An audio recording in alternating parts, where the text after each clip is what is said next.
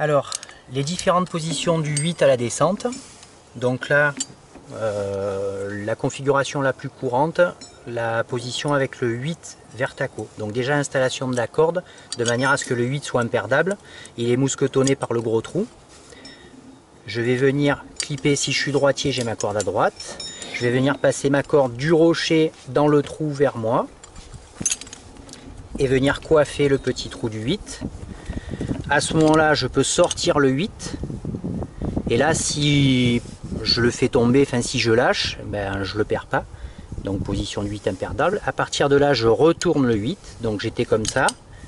Je viens retourner mon 8. Là, je suis en position anti-tête d'alouette. Parce que si ça frotte contre le rocher, ça peut venir se retourner, se coincer, si c'était de l'autre côté. Donc là, je suis en bonne position. Je ne vise pas encore la virole parce que je vais revenir clipper ce brin dedans. Pour pouvoir descendre en rappel, là je suis en tension sur ma vache. Il va falloir que je passe de la tension sur la vache à la tension sur le descendeur. Donc je vais ravaler au maximum la corde. De manière à être en tension sur le brin de descente et plus sur la vache. Une fois que j'ai fait ça, à ce moment-là, je peux venir repasser en vertaco. Enfin, je passe en vertaco. Je viens clipper dans le mousqueton. Je visse ma virole. Et là, je suis en position d'attente. Position d'attente, je viens serrer les deux brins au-dessus du 8. Là, je vais pouvoir me défaire, me dévacher facilement. Et une fois que je suis dévaché, je peux reprendre la corde, m'installer et pouvoir descendre. La position d'attente, si jamais je dois passer une déviation qui est facile à passer ou pour une raison ou une autre je veux m'arrêter, je viens mettre les brins côte à côte, je serre. Donc je lâche jamais le brin parce que c'est pas une clé d'arrêt, mais ça c'est une position d'attente qui me permet facilement de m'arrêter.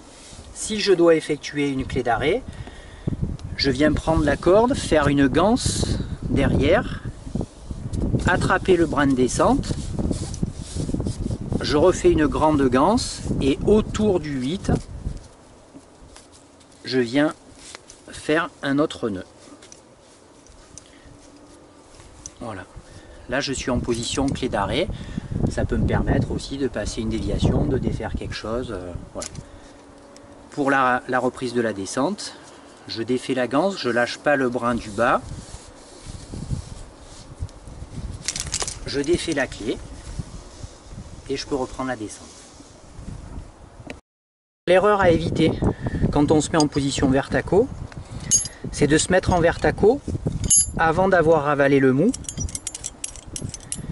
Parce que du coup, quand je suis en vertaco, si je veux ravaler le mou pour m'enlever de la tension de la longe, eh ben en vertaco, je peux pas.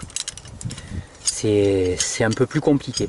Donc du coup, il vaut mieux se mettre en position lent, ravaler, et ensuite seulement passer en vertaco. Voilà.